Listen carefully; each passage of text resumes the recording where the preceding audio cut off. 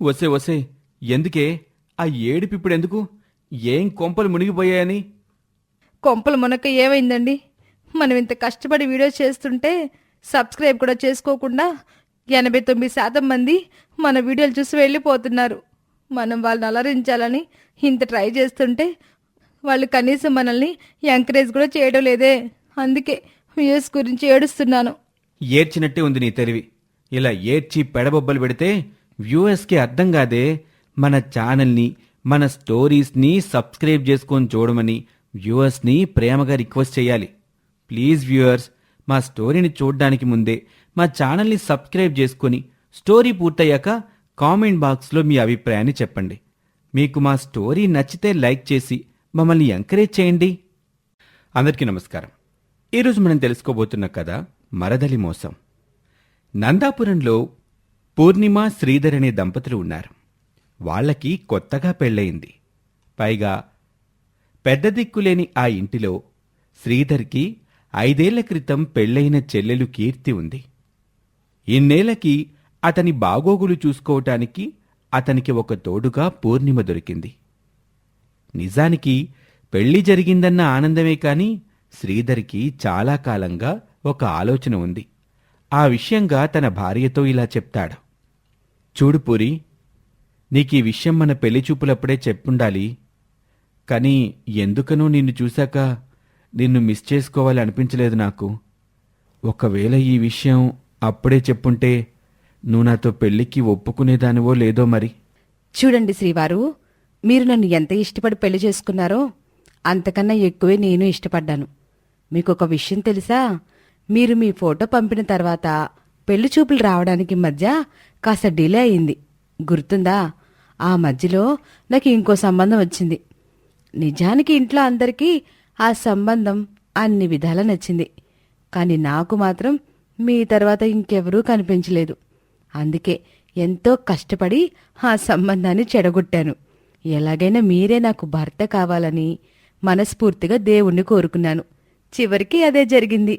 ఆ తర్వాత మరి అయ్యగారికి ఏం బుద్ధి పుట్టిందో నన్ను చూడడానికి రావడం, ఏదో మాయ చేసినట్టు మీరు మా వాళ్ళకి నచ్చటం, మనకి పెళ్లి జరిగిపోవడం అన్నీ టకాటకా జరిగిపోయాయి.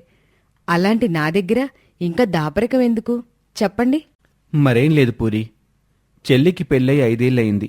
ఇప్పటికే తను 3 అబార్షన్స్ చేయించుకుంది. ఎందుకనో తనకి పిల్లలంటే మనిషి ఆనందాలకి అడ్డంకి అనే భావన ఉంది. అందుకే విలాసవంతమైన జీవితం, ఏకాంతమైన జీవితం కోసం కొంతకాలం పిల్లలు అడ్డంకి అనుకుంటుంది. ఎవరు చెప్పినా వినకుండా ఇప్పటికే 3 సార్లు అబార్షన్లు చేయించుకుంది. నేనేమో చెల్లికి పిల్లలు పుడితే మేనమావగా నాకు కొన్ని బాధ్యతలుంటాయి కదా, వాటిని నెరవేర్చాక పెళ్లి చేసుకుందాం, పిల్లల్ని కందాం అనుకున్నాను. కాబట్టి ఇప్పుడు చెప్తున్నాను, చెల్లికి పిల్లలు కలిగే వరకు మనం పిల్లల ప్రపోజల్ అది పెట్టుకోవద్దు.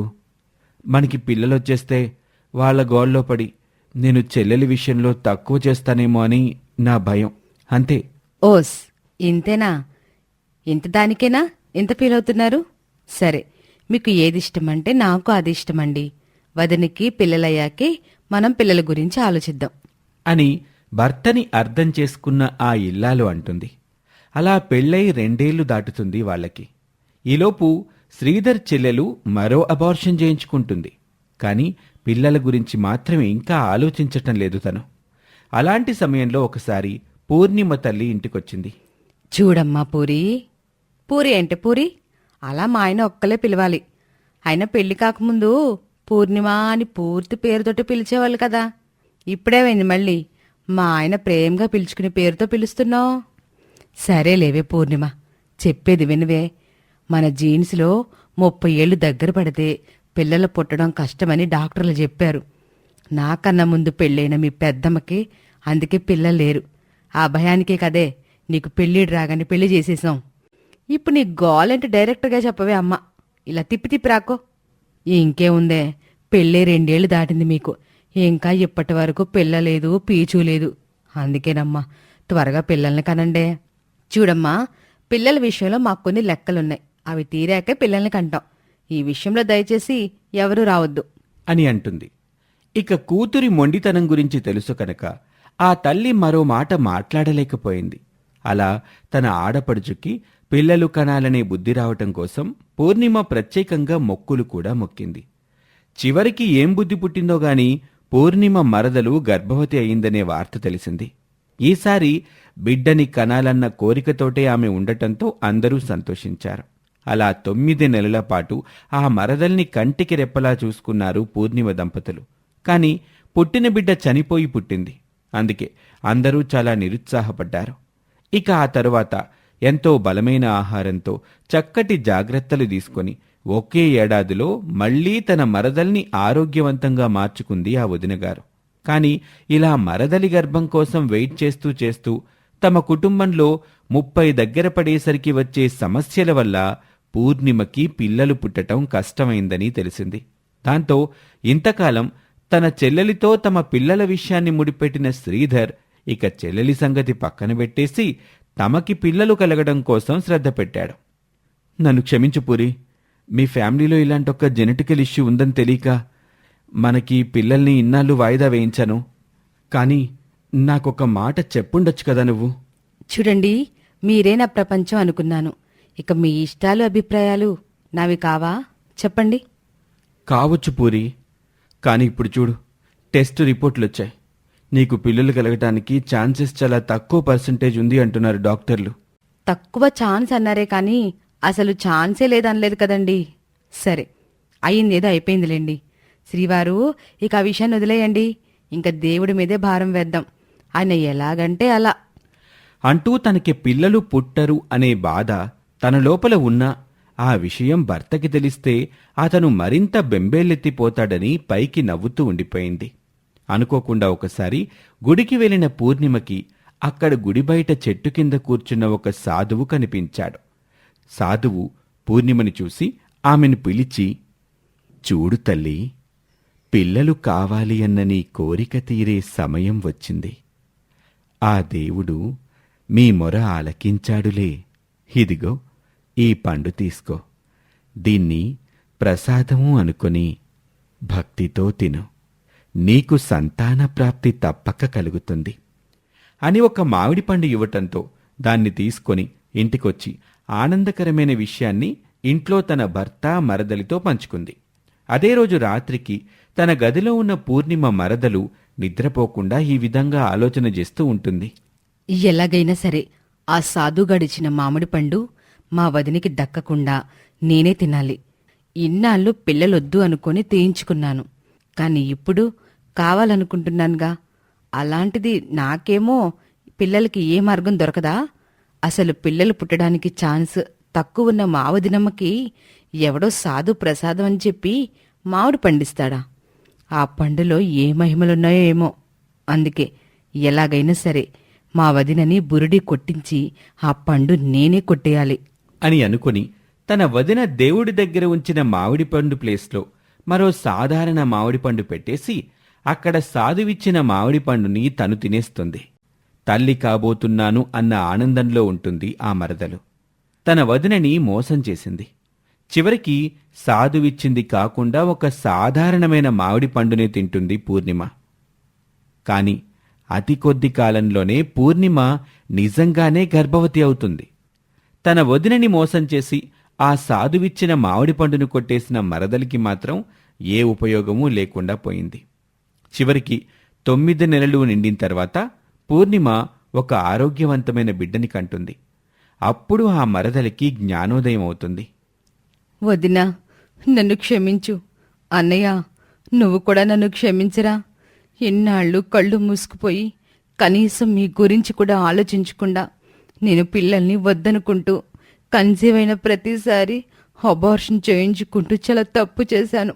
నన్ను ఇంతగా ప్రేమగా చూసుకునే మీరిద్దరూ నా కోసం పిల్లల్ని వాయిదా వేసుకున్నారని తెలుసుకోలేదు. అంతెందుకు, చివరికి ఏ దేవుడు చల్లని చూపు వల్లో వదినికి ఆ సాధువెవరో ఒక మామిడి పండును ప్రసాదంగా ఇస్తే దాన్ని కూడా మార్చేసి ఆయన ఇచ్చింది నేను తిన్నాను. వదిన్ని మోసం చేశాను. కాని చూశారా, ఆ దేవుడు మీకు పిల్లల్ని ఇవ్వాలనుకున్నాడు. ఎలాగైనా ఇచ్చాడు. నాకు ఇవ్వకూడదనుకున్నాడేమో, ఇలా చేశాడు. అవునులే, నా కడుపులో ప్రాణం పోసుకుంటున్నా నలుగురి బిడ్డల్ని చంపిన దాన్ని కదా. అందుకే నాకు జీవితాంతం ఇలాంటి శిక్ష విధించాడేమో ఆ దేవుడు అని అంటూ ఇంతకాలం తన వదిన విషయంలో తాను చేసిన మోసాన్ని, తాను దాచిపెట్టిన విషయాన్ని ఇప్పుడు తన అన్నా వదినల ముందు చెప్పుకొని ఒప్పుకుంది. ఈ విధంగా తన మరదలు మోసం చేసినా ఆ వదినకి ఆ దేవుడైతే పిల్లల్నిచ్చాడు. ఇది ఇవాల్టి కథ, మరదలి మోసం.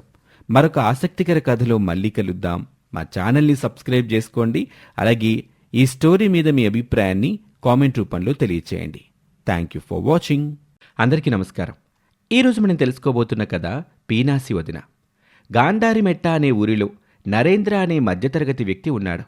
అతను ముసలివాళ్లైపోయిన తన తల్లిదండ్రుల్ని, వయసులో చాలా చిన్నవాళ్లైన తన తమ్ముడు చెల్లెల్ని చూసుకుంటూ కుటుంబాన్ని పోషిస్తున్నాడు. నిజానికి నరేంద్రకి 19 ఏళ్లకే పెళ్లి చేశారు. ఆ వచ్చిన కోడలు కూడా చక్కటి అనుకూలవతి. కాని వాళ్లకి ఒక కూతురు పుట్టిన తర్వాత ఏడాదిలోపే ఏదో వాతం వచ్చి ఆ బాలింతరాలు చనిపోయింది. ఇక అప్పటి నుండి తన కూతురు పరిమిళ, తన తమ్ముడు విష్ణుని, తన చెల్లెలు లావణ్యని, ఇంకా తమ ముసలివాళ్లైన తల్లిదండ్రుల్ని, ఇలా అందరి బరువు బాధ్యతల్ని నరేంద్ర ఒక్కడే మోస్తున్నాడు. అందుకే క్షణం కూడా తీరిక లేకుండా కష్టపడి ఒళ్ళొంచి పనిచేస్తాడు. అతని కష్టానికి తగ్గట్టు బోనస్లు, ఇంక్రిమెంట్లు కూడా బాగానే వస్తూ ఉంటాయి. దాంతో మరింత ఉత్సాహంతో నరేంద్ర పనిచేస్తూ ఉంటాడు. అతని నిబద్ధత, స్పీడు నచ్చటంతో అతనికి బోనస్లు ఆఫర్ చేసి మరీ క్యాంపులకి పంపుతూ ఉండేవాళ్ళు నరేంద్ర కంపెనీ వాళ్ళు. అలా ఒకసారి లాంగ్ క్యాంప్లో ఊరు వెళ్ళిన సమయంలో నరేంద్ర 8 ఏళ్ల కూతురికి విపరీతమైన జ్వరం వచ్చింది. ఆ పిల్లని చూసి ఇంట్లో అందరూ కంగారు పడుతున్నారు. అరే చిన్నన్నయ్య, మన బుజ్జమ్మకి ఒళ్ళు కాలిపోతుందిరా. 2 రోజుల నుండి నాన్న నాన్న అంటూ అన్నయ్యనే కలవరిస్తోంది. అన్నయ్యకి ఫోన్ చేసి విషయం చెప్పరా. బుజ్జమ్మను చూస్తుంటే నాకు భయం వేస్తోంది. నేను ఆల్రెడీ అన్నయ్యకి ఫోన్ చేశాను చెల్లి. అన్నయ్య కూడా వర్క్ కంప్లీట్ అయిపోయిందిరా, ఇవాళ సాయంత్రం అందరితో పాటు బయలుదేరి వచ్చేస్తాను. ముందుగా వస్తే బోనస్ డబ్బులకి ప్రాబ్లం అవుతుంది. ఇవాళ రాత్రి వరకు బుజ్జమ్మని చూసుకోండి, రాత్రికల్లా వచ్చేస్తాను అని చెప్పాడు. పాపం పెద్దాడు, మనందరి గురించే ఎప్పుడూ ఆలోచిస్తాడు. వాడి గురించి ఆలోచించడానికి మనం ఎంతమంది ఉన్నా తన సొంతం అనుకునే మనిషి తనకి భార్యగా ఉండుంటే ఈరోజు ఈ పిల్లకు కూడా తల్లి అండ దక్కేది. సర్లేవే, ఇప్పుడు అవన్నీ ఎందుకు? దేవుడికి పాపం ఆడి మీద దయలేదు, మనమేం చేస్తాం చెప్పు అంటూ తమ పెద్ద కొడుకు పడుతున్న శ్రమని చూసి అతని మీద జాలిపడ్డం తప్ప ఇంకేమీ చెయ్యలేని నిస్సహాయ స్థితిలో ఆ ముసలి తల్లిదండ్రులు ఉంటారు. ఇంకా అన్నగారి భుజాల మీదే ఆధారపడి చదువులు పూర్తి చేసే ఆఖరి దశలో ఆ తమ్ముడు చెల్లెలు ఉన్నారు. అలా అన్నట్టే ఆ రాత్రికి నరేంద్ర ఇంటికొచ్చాక తన తండ్రిని చూశాక ఆ పసిపాప పరిమళకి కాస్త జ్వరం తగ్గింది. అలా 1 వారం పాటు సెలవు పెట్టి తన కూతురి ఆరోగ్యం పూర్తిగా నయమయ్యేలా చేశాడు నరేంద్ర. కానీ అతని మనసులో వేరే దిగులుంది. అందుకే చాలా బాధగా కూర్చున్నాడు. అప్పుడు నరేంద్ర తల్లి, అతని తమ్ముడు చెల్లెలు ముగ్గురు వచ్చి, అరే పెద్దాడా, ఒంట్లో కాని బాలేదా నాన్న అలాగున్నావు? అలా ఏం లేదే, బుజ్జమ్మకి బాలేదని ఈ వారం రోజులు సెలవు పెట్టాను కదా, అందుకు జీతం కటింగ్ ఉంటుంది ఈ నెల. ఇప్పుడు అది తగ్గితే మనకి నడక తేడా వస్తుంది. అందుకే అది ఎలా సరిచేయటమా అని ఆలోచిస్తున్నాను. అన్నయ్య, ఈ పాటలన్నీ మా వల్లే కదా, ఇంకా ఎన్నో రోజులు కాదులే అన్నయ్య. నాకు క్యాంపస్లోనే జాబ్ వస్తుంది. ఖచ్చితంగా జాబ్ కొట్టి తీరుతాను. నీ బరువులో కొంచెమైనా నేను పంచుకుంటానన్నయ్యా. అలా అని ఎక్కువ టెన్షన్ తీసుకోకు తమ్ముడు, అయినప్పుడే అవుతాయిలే. అన్నయ్య, నేనొక మాట చెబుతాను, నన్ను తప్పుగా అనుకోకూడదు, తిట్టకూడదు నువ్వు. నువ్వేంటి, వాడేమో జాబ్ కొట్టి నా బరువుని పంచుకుంటాను అంటున్నాడు. నువ్వు చదువు మధ్యలో ఆపేసి నాకు డబ్బులు మిగిలిస్తా అని చెప్పబోతున్నావా? కాళ్ళు విరక్కొడతాను అలాంటి ఆలోచనలు చేస్తే. బుద్ధిగా చదువు పూర్తి చేయి. అది కాదన్నయ్య, నేనేమి చదువు మానను, కానీ నేను చెప్పాలనుకున్నది వేరే విషయం. నువ్వు మరో పెళ్లి చేసుకో అన్నయ్య. పాపం బుజ్జమ్మకి మేము ఎంతమంది ఉన్నా తండ్రో తల్లో పక్కన ఉంటే దానికి భరోసాగా ఉంటుంది. అవునరా పెద్దాడా, పాపం మీ అత్తగారు ఇప్పటికీ 3-4 సార్లు ఈ విషయం కదిలించింది. మీ మరదలుంది కదా, అదేరా చనిపోయిన నీ పెళ్ళాం చెల్లెలు. ఆ పిల్లకి వయసు పెరిగిపోతున్నా పెళ్లి కావడం లేదంట. అదీకాక మన బుజ్జమ్మ అంటే ఆ పిల్లకు కూడా చాలా ఇష్టం కదా. అందుకే తన పెద్ద కూతురి వదిలిపోయిన సంసార బాధ్యతలు తన చిన్న కూతురికి ఇవ్వమని అందే. ఈ విషయం నీకు చెప్తే నువ్వేమంటావని ఎన్నాళ్ళు చెప్పలేదు. కానీ ఇప్పుడు ఇంటి పరిస్థితులు చూస్తే ఈ ఇంటికి కోడల అవసరం ఖచ్చితంగా ఉందనిపిస్తాంది. అవునన్నయ్య, చిన్న వదినతో పెళ్లికి ఒప్పుకో అన్నయ్య. రేపు జాబ్ అని నేనెటైనా వెళ్ళిపోతాను. చెల్లికి పెళ్లి చేసి అత్తారింటికి పంపేస్తాం. అప్పుడు మరి మన బుజ్జమ్మని ఎవరు చూసుకుంటారు చెప్పు? అనకూడదు కానీ అమ్మా నాన్నలు మాత్రం ఎంతకాలమని చూస్తారు చెప్పన్నయ్య అని అందరూ కలిసి చాలా ప్రాక్టికల్ విషయాలతో నరేంద్ర బుర్రలో తమ ప్రతిపాదనని వేశారు. అలా ఒక 3 రోజులు సుదీర్ఘమైన ఆలోచన తర్వాత నరేంద్ర తన మరదలు వరలక్ష్మిని పెళ్లి చేసుకోవటానికి ఒప్పుకున్నాడు. అప్పుడు కొత్తగా వదినమ్మ అవతారంలో వరలక్ష్మి ఆ ఇంట్లోకి అడుగుపెట్టింది. కానీ వరలక్ష్మి గురించి వాళ్ళకి అంతకు ముందు అంత ఎక్కువగా తెలియకపోవడంతో ఆమె పిసినారి అనే సంగతి కూడా వాళ్ళకి కాస్త ఆలస్యంగా తెలిసింది. అలా పిసినారి వదినమ్మ ఆ ఇంట్లో అడుగుపెట్టాక ఆ ఇంట్లో మరిదిగారు, ఆడపడుచు, అత్తమామలు అందరూ వరలక్ష్మి పిసినారితనానికి బుక్కైన వాళ్లే. ఒకరోజు అందరికీ హాలిడే. ఆ రోజు ఇంట్లో నరేంద్ర తప్ప మిగిలిన వాళ్ళందరూ ఉన్న రోజు. ఆ రోజు ఉదయాన్నే అందరూ టిఫిన్ కోసం చూస్తుంటే ఆ పిసినారి వదిన ఏ టిఫిను చేయలేదు. అమ్మా లక్ష్మి, ఈవేళ పిల్లలు కూడా ఇంట్లోనే ఉన్నారు కదా, నువ్వేమో ఏ టిఫిను చేసినట్టు లేవు. ఏమ్మా, ఒంట్లో గాని బాలేదా? పోనీ లావణ్యం చేయమంటావా? అయ్యయ్యో, అలా ఏమో దత్తయ్య గారు, ఈవేళ కావాలనే టిఫిన్ చేయలేదు. మన పక్కింటి పరమేశం గారి ఇంట్లో ఇవాళ వ్రతం ఉంది కదా, అందుకే ఆ ఆంటీ చెప్పారు ఈవేళ ఉదయం టిఫిన్ నుండి రాత్రి భోజనం వరకు అన్నీ వాళ్ళ ఇంట్లోనే చెయ్యాలని. మరక్కడ తింటాం కనుక ఇవాళ మన ఇంట్లో ఏమీ వండలేదు. ఇంకెంత అత్తయ్య, కాసేపు ఉండండి, ఈ పాటికి వాళ్ళు టిఫిన్స్ మొదలుపెట్టుంటారు. నేను ఇల్లు చూసొస్తాను, మీకు మావయ్యకి ఇక్కడికే తెచ్చేస్తాను. అమ్మా నాన్నకి తెస్తావు సరే వదినా, మరి మా పరిస్థితి ఏమిటి? అసలు వాళ్ళేదో మొహమాటానికి చెబితే మనం గతిలేని వాళ్ళలాగా వెళ్ళి తినాలా? అలా అనుకుంటే ఎలా? అది దేవుడి ప్రసాదం. అసలు వాళ్ళు మనకేమైనా కొత్త ఏంటి? పైగా మీరు చిన్నప్పటి నుండి చూస్తున్న వాళ్లేగా. నాకన్నా మీకే ఎక్కువ క్లోజ్ కదా. మీరు వచ్చి అక్కడే తినండి, ఇవాళ మన ఇంట్లో స్టవ్ హాలిడే అని తమ పిసినారి వదిన ఇచ్చిన ఆర్డర్ ఫాలో అవటం తప్ప వాళ్ళకి మరో ఆప్షన్ లేకపోయింది. అందుకే ఆ హాలిడే నాడు తమ పిసినారి వదిన పిచ్చి పిచ్చి లెక్కల్ని భరిస్తూ ఆ రాత్రికి విష్ణు లావణ్యలు తమ గదిలో మాట్లాడుకుంటూ ఉంటారు. ఊరే అన్నయ్య, మన వదిన చెల్లెలంటే తనలాగా చక్కగా ఉంటదనుకుంటే ఈ పిసినారొదినేంట్రా మరీ ఇంత వర్స్ట్గా ఉంది. మెల్లిగా మాట్లాడవే చెల్లి, ఇప్పుడు అన్నయ్య ఇంటికొచ్చే టైం అయింది.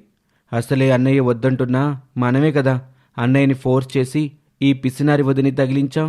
ఇప్పుడు తన వల్ల మనం ఇబ్బంది పడుతున్నామని తెలిస్తే అన్నయ్య ఎవరి వైపు మాట్లాడాలో తెలియక లేనిపోని ఎరకాటంలో పడతాడు.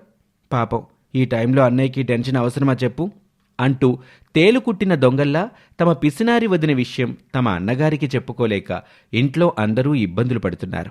అలా రోజులు గడుస్తున్నాయి. నరేంద్ర ఇంట్లో తక్కువగా ఉండటం వల్ల తన పిసినారి భార్య సంగతి అతనికి పెద్దగా తెలియటం లేదు. ఒకప్పుడు నరేంద్ర చేతిలో ఇంటి ఖర్చులు ఉన్నప్పుడు చేసిన ఖర్చు సగానికి సగం తగ్గిపోవటంతో ఆ పిసినారి వదనమ్మ తెలివిగా ఖర్చు చేస్తుందని మురిసిపోతున్న నరేంద్రకి తన రెండవ భార్యది పొదుపు కాదు పిసినారితనం అని తెలియటం లేదు. అలా ఇంట్లో అందరూ పిసినారి వదినమ్మ వేషాలకు విసిగిపోయి చివరికి ఏదైతే అదయ్యింది అనుకుని తమ అన్నయ్యకి అసలు విషయం చెప్పేశారు ఒకరోజు. అప్పుడు నరేంద్ర ఆశ్చర్యపోతూ, మరిన్నాళ్ళు ఈ విషయం నాకు మీరెందుకు చెప్పలేదు? నేను కష్టపడి సంపాదించేది మనం సంతోషంగా ఉండటానికి, అంతేకాని ఇలా కక్కుర్తిగా పిసినారి బ్రతుకు బతకడానికి కాదు. ఉండండి, ఇప్పుడే మీ వదిన సంగతి తెలుస్తాను అంటూ తన పిసినారి భార్యని పిలిచాడు. ఆమె ఎక్కడికొచ్చింది. ఏంటి వరలక్ష్మి, తమ్ముడు చెల్లి చెప్పేది నిజమేనా? నువ్వు మరీ అంత పిసినారివా అని నిలదీసేసరికి వరలక్ష్మి తల వంచుకుంటూ, అవును బావా, వాళ్ళు చెప్పేది నిజమే. ఛ, మీ అక్కతో అన్నేలు కాపురం చేశాను. తను ఎంతో చక్కగా ఇంట్లో అన్నీ సమకూర్చేది. అలాంటిది ఆక చెలివే కదా నువ్వు. నీకీ పిసినర్ బుద్ధులు ఎలా వచ్చాయి? అసలు రెక్కలు ముక్కలు చేసుకుని నేను సంపాదిస్తుంటే చక్కగా తిని సంతోషంగా ఉండక ఈ పీనాసి వేషాలు నేనేమైనా వేయమన్నానా? వెంటనే అవన్నీ మానేయి. ఉన్నది చక్కగా తిందాం, ఆరోగ్యంగా ఆనందంగా ఉందాం. లేదు బావా, ఇంకో వారం రోజులు నేను పీనాస్ దానిలాగే ఉంటాను. నువ్వేమనుకున్నా పర్వాలేదు, ఇంట్లో వాళ్ళు నన్నేమనుకున్నా పర్వాలేదు అని బదులిచ్చేసరికి అసలు ఎందుకు ఆమె టైం అడుగుతుందో అర్థంగాక అందరూ చాలా ఆసక్తిగా ఆ పిసినారి వదినమ్మ ఏం బదులిస్తుందా అని ఎదురు చూస్తూ ఉంటారు. అవును బావా, ఇంతవరకు వచ్చింది కనుక చెబుతున్నాను. ఇంకో వారం నన్ను ఇలాగే వదిలేయండి. వారం పోతే నా పిసినారి వ్రతం పూర్తయిపోతుంది. అప్పుడు నేను కూడా అందరిలాగే ఉంటాను. ఏంటి పిసినారి వ్రతమా? ఈ పిసినారి వ్రతం ఏంటే? అది బావా, అక్క బ్రతుకుండగా తను డబ్బులు పొదుపు చేసి తన ఆడబిడ్డకి ఘనంగా నగలు చేయించాలని కలగనేది.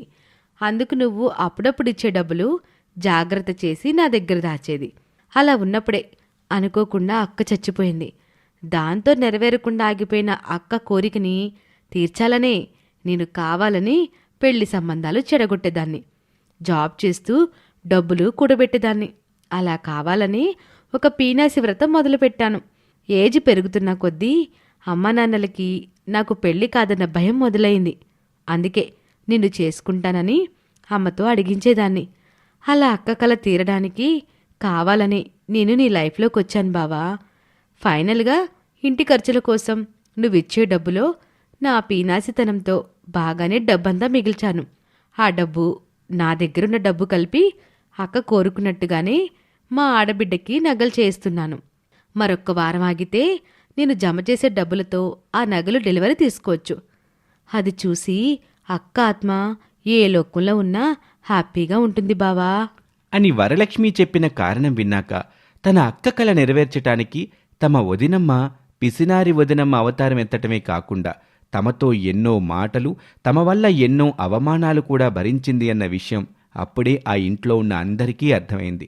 అలా తను పీనాసిగా కూడబెట్టిన డబ్బుతో బోలెడు నగలు చేయించి తన ఆడపడుచుకిచ్చింది ఆ పీనాసి వదినమ్మ. ఇది ఇవాల్టి కథ. మరొక ఆసక్తికర కథలో మళ్ళీ కలుద్దాం. మా ఛానల్ని సబ్స్క్రైబ్ చేసుకోవటం మర్చిపోకండి. Thank you for watching. Shankar ఆరోగ్యం బాగోలేకపోవటం వల్ల ఆసుపత్రిలో ఉంటాడు. పావని తన తండ్రి అలా అయిపోవటంతో చాలా దిగులు పడుతుంది. జలజ, సరిత ఇద్దరూ ఇదే మంచి సమయం అనుకుని పావనిని హింసించటం మొదలు పెడతారు. చాలాసార్లు తమని అవమానాల పాలు చేసిన పావనిని కావాలనే ఏదో ఒక సాకుతో తిడుతూ గొడవ పెట్టుకుంటూ ఉంటారు. శంకర్ లేకపోవటం వల్ల వారి పనులకి ఏ ఆటంకం లేకుండా పోతుంది. ఒసేయ్ పావని, ఎక్కడ చచ్చావే? చెప్పండమ్మా. పెరట్లో పూలు కోయొద్దన్నానా? ఆయన ఎందుకు కోసావే? నా అనుమతి లేకుండా వాటిని ఎందుకు కోస్తావు నువ్వు? నా మాటకు విలువ లేదా? అది కాదమ్మా, మా ఫ్రెండు కావాలంటేను. ఇప్పుడు ఫ్రెండ్ కావాలందని పెరట్లో పూలు కోసావు. రేపొద్దున నీ మొగుడు చెప్పాడని మమ్మల్ని ఇంట్లోంచి గెంటేస్తావా ఏంటి? అయ్యో అమ్మా, ఇంకెప్పుడు అలా చేయను. అమ్మా, నేను పెట్టుకోవడానికి పూలు లేకుండా చేసింది అమ్మా ఇది. దీన్ని ఊరికే వదలకూడదు. ఏదో ఒకటి చెయ్యమ్మా. దీన్ని 4 దెబ్బలు వేస్తే కుదురుకుంటుంది. ఇంత చిన్న కారణానికి కూడా పావనిపై జలజ విశ్వరూపం చూపిస్తుంది. చావగొడుతుంది. జలజ దెబ్బలకి పావని కన్నీళ్లు పెట్టుకుంటుంది.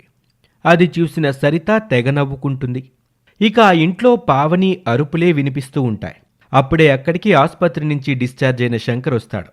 శంకర్ రాగానే జలజ, సరిత ఇద్దరూ తమ గదుల్లోకి వెళ్ళిపోతారు. నాన్నని చూసి పావని కన్నీళ్లు పెట్టుకుంటూ తన బాధను చెప్పుకుంటుంది. చూసావా నాన్న, నువ్వు లేకపోతే నన్ను ఎలా కొడుతున్నారో. నేనేం పాపం చేశాను నాన్న? అమ్మ, చెల్లె ఎప్పుడు నన్ను హింసిస్తూనే ఉంటారు. వారితో నేను కలిసిపోవాలని, వారి ప్రేమ నేను కూడా పొందాలని చాలాసార్లు ప్రయత్నించాను. కానీ కుదరలేదు. ఏం చెయ్యను నాన్న. అమ్మా పావని, మీ అమ్మ చచ్చిపోయాక నిన్ను జలజ బాగా చూసుకుంటుందని ఇక్కడికి తీసుకొచ్చానమ్మా. కానీ అది నిన్ను ఇట్ట చూసిద్దని నేను ఊహించలేదు తల్లి. శంకర్ మాటలకి పావని ఏడవటం ఇంకాస్త ఎక్కువవుతుంది. తనను ఓదార్చేవారే లేరని బాధపడుతుంది. ఆ రోజు సాయంత్రం పావనిని పక్కింటి నరేంద్ర కలుస్తాడు. నరేంద్ర ఒక పోలీస్ అధికారి. అతనికి పావని అంటే చాలా ఇష్టం. చిన్నతనం నుంచి పావనిని చూస్తూ ప్రేమను పెంచుకుంటాడు నరేంద్ర. నరేంద్ర పోలీస్ కావటంతో ఆయనకు జలజ, సరితలు ఇద్దరూ భయపడుతూ ఉంటారు. పావని ఆయన్ని చూడగానే కాస్త సంతోషపడుతుంది. ఇక ఆ రోజు సాయంత్రం నరేంద్ర తన మనసులోని మాటని పావనీకి చెప్దామని పెరట్లోకి పిలుస్తాడు. పావని పెరట్లో నరేంద్రను చూసి మౌనంగా ఉంటుంది. బాగా ఏడవటం వల్ల పావని ముఖం కాస్తా పాలిపోయి ఉంటుంది. ఏంటి పావని, అదోలా ఉన్నావు? నిన్నెప్పుడూ ఇలా చూడలేదు. ఏదైనా సమస్య? నాతో చెప్పు, నేను చూసుకుంటాను. ఒంట్లో అంతా బావుందా నీకు? బాగుంది నరేంద్ర. మరేం లేదు, ఏదో ఇలా మొక్కల్ని చూస్తూ ఉన్నానంతే. మీరెక్కడికి వెళ్తున్నారు? నన్ను మీరు ఇక్కడికి ఎందుకు రమ్మన్నట్టు? నేను డ్యూటీకి వెళ్తున్నాను. పావని, సిటీలో డ్యూటీ ఉంది కాబట్టి నేనిప్పుడు వెళ్తే మళ్ళీ నెల తర్వాతే వస్తాను. ఈలోపు నిన్నొక్కసారి చూసెళ్దామని వచ్చాను. పావని, నరేంద్ర అలా మాట్లాడుకుంటూ ఉండగా అక్కడికి జలజ, సరిత ఇద్దరూ వస్తారు. పావని నరేంద్రకి ఎక్కడ నిజం చెప్పేస్తుందేమోనని జలజ టెన్షన్ పడుతూ ఉంటుంది. వెంటనే తాను కల్పించుకుని మాట్లాడుతుంది. ఇంట్లో పిల్లలు టీవీ సౌండ్ బాగా పెంచుకొని చూస్తున్నారబ్బాయి. ఆ అరుపులే నీకు వినబడి ఉంటాయి. అదేనా మీరు పావనిని అడుగుతున్నారు? నిన్నడిగానా? నేను పావనితో కదా మాట్లాడుతుంది. నువ్వు సమాధానం చెప్తున్నావేంటి? అక్క కూడా అదేగా చెప్పేది, అందుకే ముందుగా మేమే చెప్పేశాం. పావని, వీళ్ళేం మాట్లాడుతున్నారో నాకు అర్థం కావటం లేదు. నిన్ను వాళ్ళు చాలా ఇబ్బంది పెడుతున్నారా? మీ ఇంట్లో నుంచి అరుపులు వినిపిస్తున్నాయని నేను అడగనేలేదే. వాళ్ళెందుకు అలా మాట్లాడుతున్నారు? అంటే వాళ్ళు నీకు ఇబ్బంది కలిగిస్తున్నారు. ధైర్యంగా నాతో చెప్పు పావని. అదేం లేదు నరేంద్ర. ఇక్కడ నీకు ఎలాంటి ఇబ్బంది కలిగినా నాతో చెప్పు. నువ్వు ఎవరికీ భయపడాల్సిన అవసరం లేదు. దేనికి బాధ పెట్టుకోకుండా సంతోషంగా నవ్వుతూ ఉండాలి. నీకు ఏ కష్టం వచ్చినా ఈ నరేంద్ర ఉన్నాడని మర్చిపోకు. అలాగే నరేంద్ర, నువ్విక బయలుదేరు. బయలుదేరే ముందు నా మనసులో మాట నీతో చెప్పాలనుకుంటున్నాను పావని. చాలా రోజుల నుంచి నిన్ను చూస్తున్నాను. చిన్నతనంలో నువ్వు స్నేహితురాలివి. నీలాంటి ఓదార్పు, వినయం ఎవరిలోనూ చూడలేదు. అందుకే నేను నిన్ను ప్రేమించాను. నువ్వంటే నాకు చాలా ఇష్టం పావని. నీ మనసులోని మాట బాగా ఆలోచించి చెప్పు. నేను రావటానికి నెల రోజులు పడుతుంది. రాగానే నీ మనసులోని మాట చెప్తే నేను నిన్ను పెళ్లి చేసుకుంటాను. అందుకే నిన్నిక్కడికి రమ్మన్నాను. నేను వెళ్ళొస్తాను పావని, నువ్వు జాగ్రత్త. నరేంద్ర వెళ్ళిపోయిన తర్వాత జలజ, సరితలు చాలా కంగారు పడిపోతారు. ఆ పోలీసు నరేంద్ర పావనిని పెళ్లి చేసుకుంటే ఇక తమ పని అంతేనని, పావని కావాలనే జైల్లో పెట్టిస్తుందని భయపడిపోతూ ఉంటారు. ఏదో ఒకటి చేసి పావనికి జీవితం మీద విరక్తి వచ్చి అక్కడి నుంచి పారిపోయేలా చేద్దామని అనుకుంటారు. ఏంటి అలా చూస్తున్నావు? వాడు పోలీస్ అని మా గురించి అంతా చెప్పేయాలనుకున్నావు కదా. మనం రాకుండా ఉంటే చెప్పేసే ఉంటుందమ్మో. ఏ ఇంట్లో జరిగే విషయాలు నరేంద్రకి చెప్పినా, మేము నిన్ననే మాట్లాడి తెలిసినా ఆ మరుక్షణం నువ్వు ఇంట్లో ఉండవు. జాగ్రత్త, భయంతో మసలుకో. నేనెవ్వరికి ఏం చెప్పలేదమ్మా, నన్ను నమ్ము. మీరెప్పుడు నన్ను అలా చూడకండమ్మా. సర్లే వెళ్ళి ఆ బాత్రూమ్ క్లీన్ చేయి. నాకు ఒక వారంలో డిగ్రీ పరీక్షలున్నాయమ్మా. నేను చదువుకోవాలనుకుంటున్నాను. బాగా చదివితే మంచి మార్కులు కూడా వస్తాయి కదా. పరీక్షల్లో ఏమి లేవు. వెళ్ళి బాత్రూమ్ క్లీన్ చేయి. ఆ తర్వాత నీ పనులు చేసుకో. వెళ్ళు.